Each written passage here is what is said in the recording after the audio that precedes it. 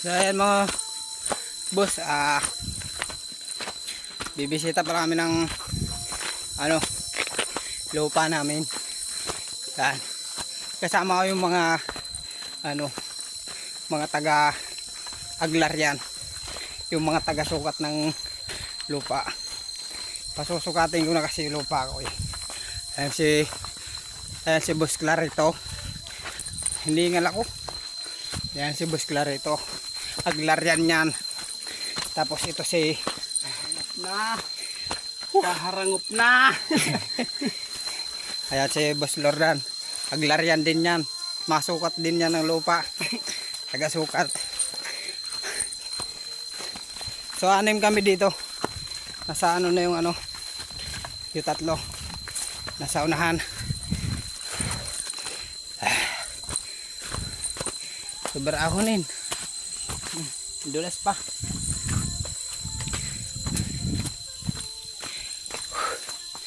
Wala pang tubig mga boss.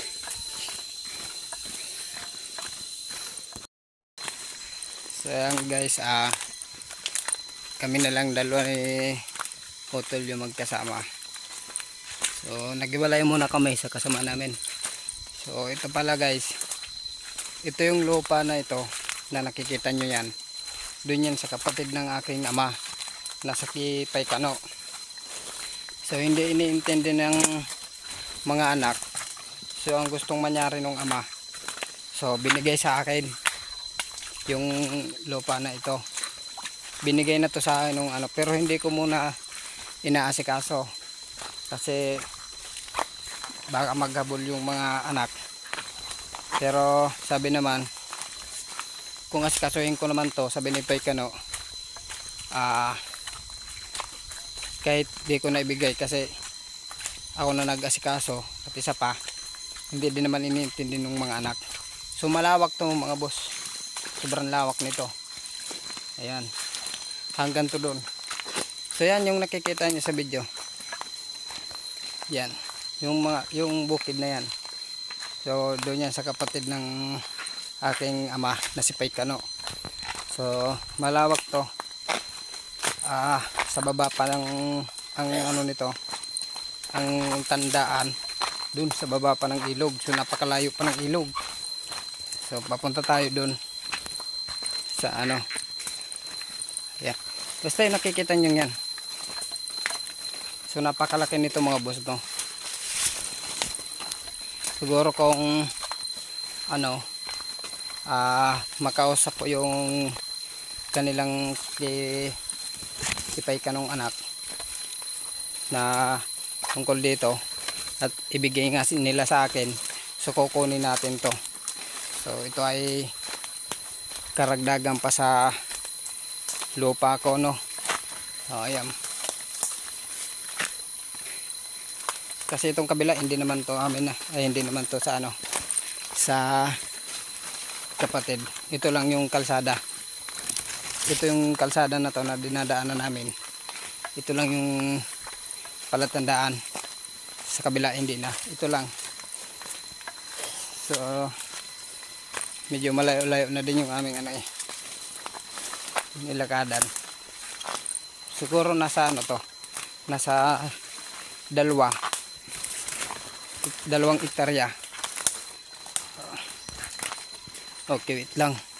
Sandaan nito na, no. Saan dito?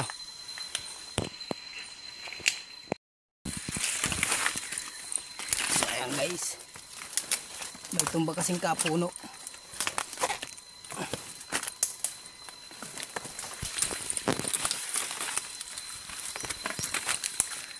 Ayan, may tumba kasi.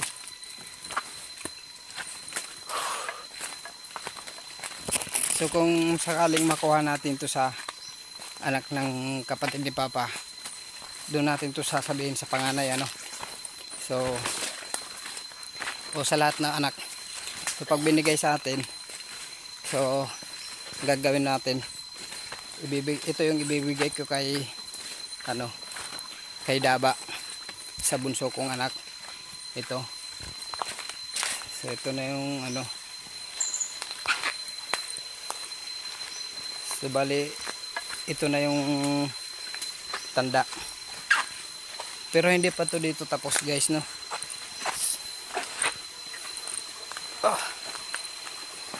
Okay. So ito na yung tanda, ilog. Ayan, sapa. So ito yung amin, yung sa kapatid, ito yung sa kabila. Hindi amin yan. So yung kabila naman na tandaan.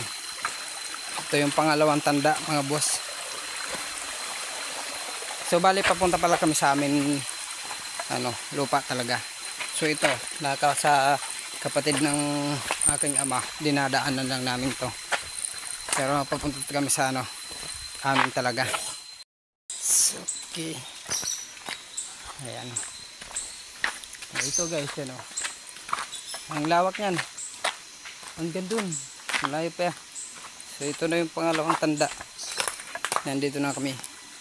So ikinakat ko kasi yung yung video para hindi mahaba, no. So ito na yung malaking ilog. So ito na yung tanda. So paikot lang naman to. Ito yung ilog. Oh, yan yung malaking ilog. Papuntahin dun, malayo yan. Malayo yan mga boss. So ayan. So pag nakuha natin yan, bibigay ko dun sa aking bunso. Ayan. Tapos dito naman tayo sa papunta sa amin, yung amin ng lupa. Siya babay na muna mga boss. Ayan guys. Ayan mga boss. Ito na yung amin. So mula dun sa ilog. So ayan yung ilog. So napakalawak nito. So ito yung amin talaga na tinaniman ni ng kapatid ko. Ayan. So nakasunod na pala sa amin. Oh, malawak na to. May mga tanim na dito. Patag pati. Okay. Sino ya doon? Me.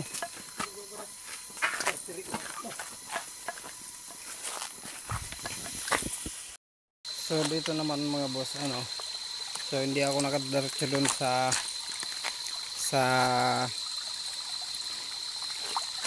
pinakalupa ko. So ito lang.